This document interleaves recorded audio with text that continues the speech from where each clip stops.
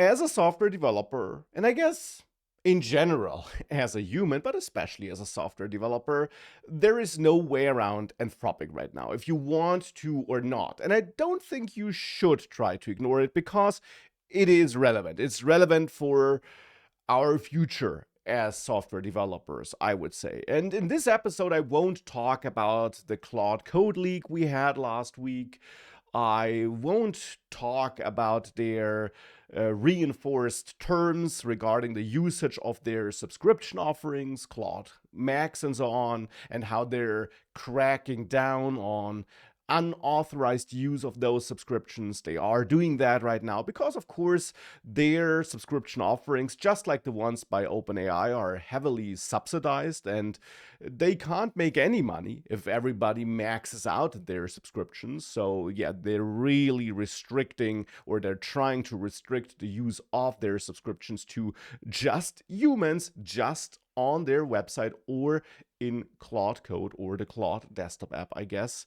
But yeah, again, this is not the focus here, and I won't even focus on their impressive revenue growth, which is worth a short note though, because Anthropic has reached annual recurring revenue of $30 billion, which is already impressive, but especially impressive if you compare that to $9 billion at the end of 2025. So they more than tripled their annual recurring revenue within just a few months, which is really impressive. And therefore, of course, if you want to learn how to efficiently use Claude Code, how to get the most out of it, I got a course on it.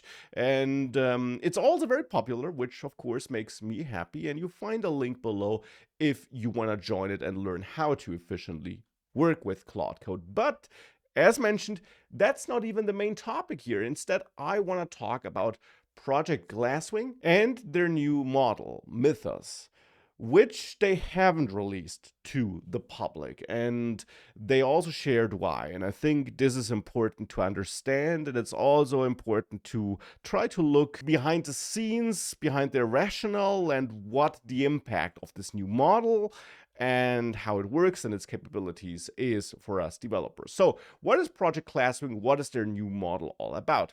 Below, of course, you find a link to this article as well. This is an article on the official Anthropic site where they announced Project Glasswing and also talk about their new model. And if I scroll down a bit, we can already see some summary benchmark statistics here, where we can see that this new model, the Mythos preview version of the model, the model name is Mythos, performs way better than Opus 4.6.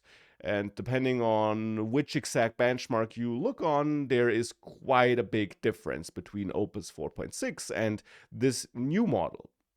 Now, of course, this is on its own not super impressive. Whenever a new model is announced, no matter by which company, it performs way better, or at least a tiny bit better, than all the competing models. Otherwise, it wouldn't get released. And of course, there are ways of gaming some of these benchmarks. So I typically don't care too much about those benchmark numbers, and that wouldn't really be different for this model here. But there are interesting things about the new Mythos model.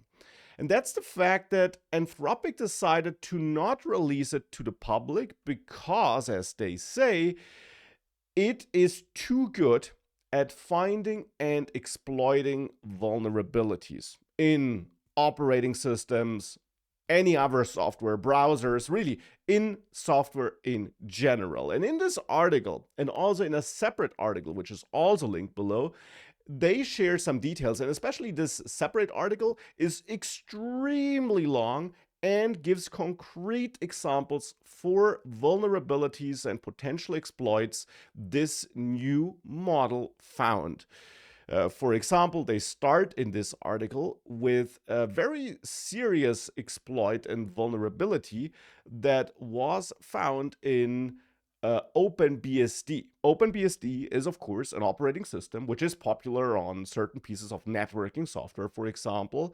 And Mythos, their new model running in an agentic harness like Claude Code, I guess, was able to find and exploit, and that's the interesting part, a vulnerability that was related to integer overflow and memory access, unexpected memory access, that was able to crash machines that were running OpenBSD in a reproducible way, which could, of course, be leveraged to run very damaging denial of service attacks by over and over sending specific packets and requests to such machines here, which exploited that vulnerability to bring down those machines and potentially bring down entire corporate networks. And this vulnerability was detected in a run that cost under $50, though the overall set of runs cost under $20,000. And since you, of course, don't know in advance which run will find a vulnerability, it's that number that matters.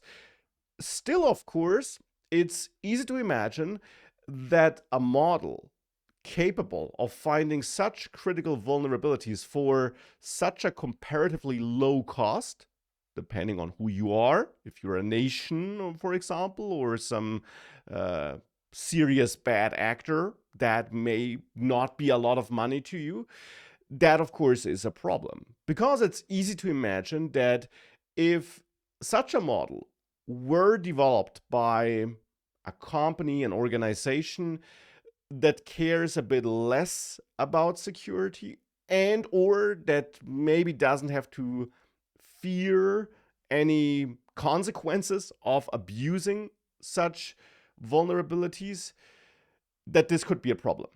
And it seems as if we're entering a new age with AI, with these AI models, where nothing is secure and it's easier than ever to mass deploy AI agents running models like this to scan all kinds of pieces of software and find and potentially exploit vulnerabilities. And of course, as a human on your own, there is no way of keeping up with it. I mean, the bug, the exploit that was found here existed for, I think they said, 27 years or something like this.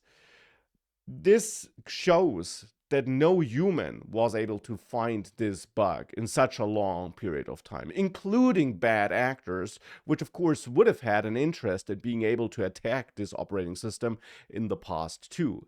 Now, this is just one, maybe the most prominent finding this new model had. They are listing way more bugs and exploits the model was found and sometimes also able to abuse. And they also shared other stories on X, for example, like the model being able to escape a sandbox, or the AI agent running the model being able to escape a sandbox in which it was running. And that brings us back to Project Glasswing, which is an initiative created by Anthropic together with other big companies like AWS, Apple, Microsoft, the Linux Foundation, and others to use this model to basically patch up their software before this is publicly released and before the public gets their hands on this model. That is the narrative of this article. That is the explanation of Anthropic.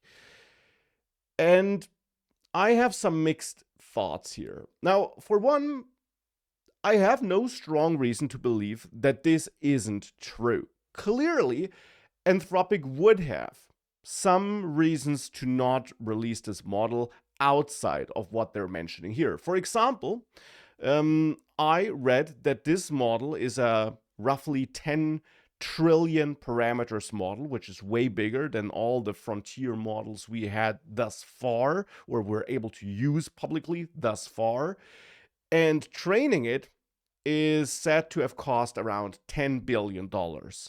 The token cost of this model, I read, is expected to be around this range, $25, $125 for input and output tokens. And of course, that would also be reasons for not releasing this model, because they can't include it in their Claude subscriptions because it's just too expensive.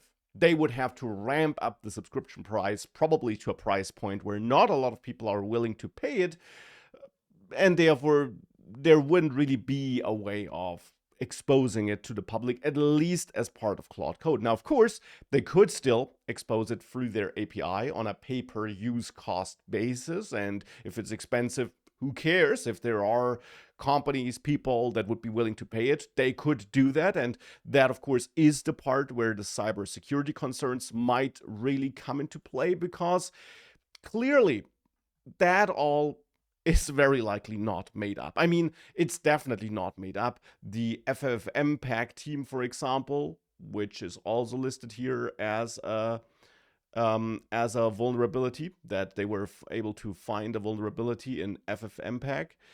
The team confirmed on X that Anthropic sent a patch for a vulnerability in the FFmpeg software program. So yeah, this is clearly not made up. These concerns are valid.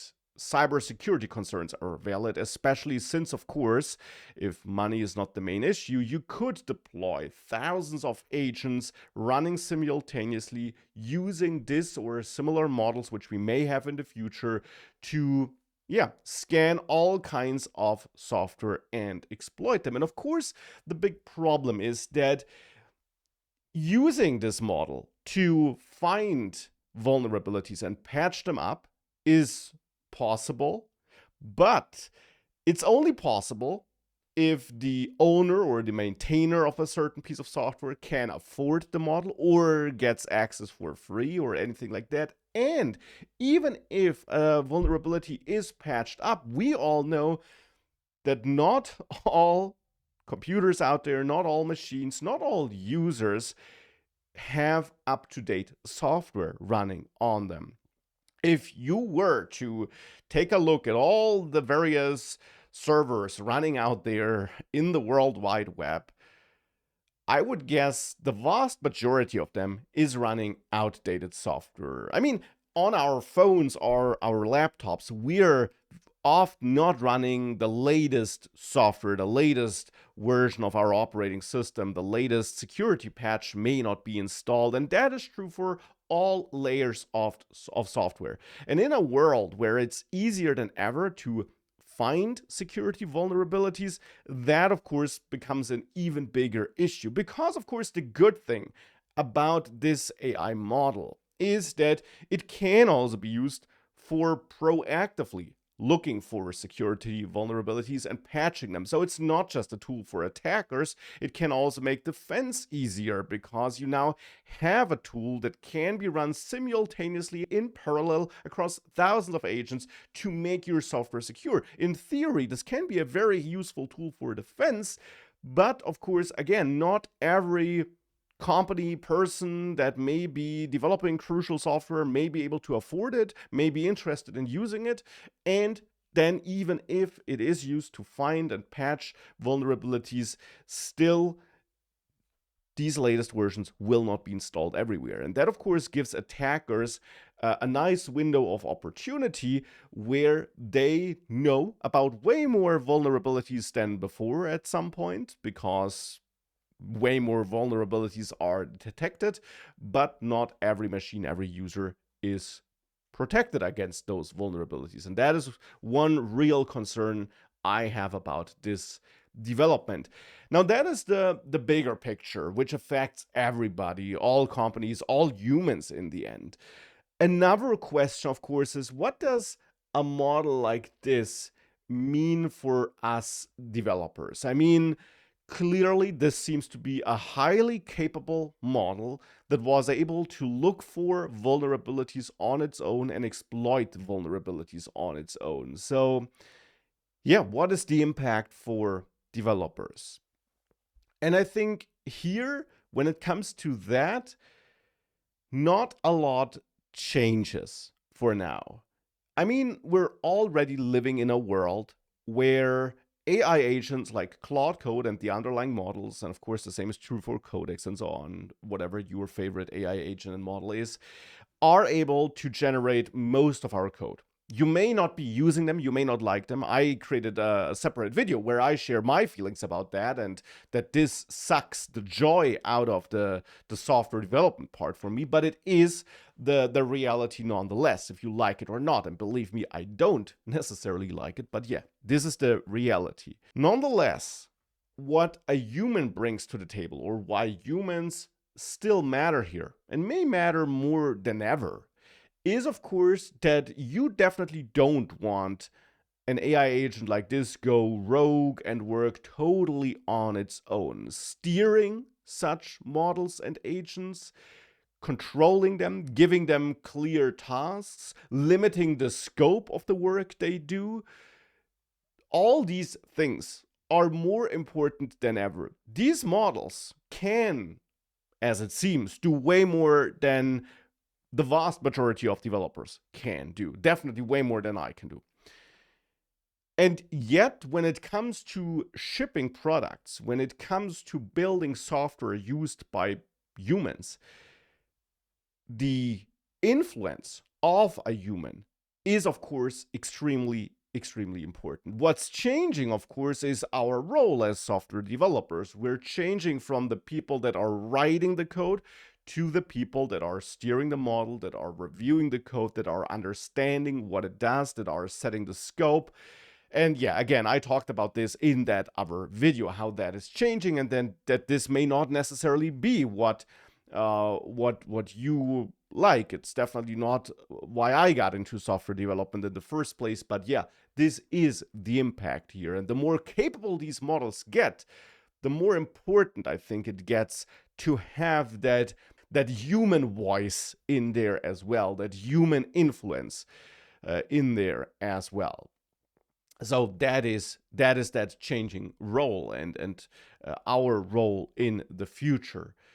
But yeah, I mean, these are really interesting developments, and especially this model and its implications and that cybersecurity relevance it has makes one think what would have happened, or what would happen, if other actors, other nations or organizations in the world get their hands on this model or models that are similar in capability. Because, of course, it's only a matter of time until models with similar capabilities are accessible by the public, or certainly at least by other nations and actors. And yeah, I'm not sure if we are prepared for that new race in cybersecurity and that delay between bugs being found and being patched and people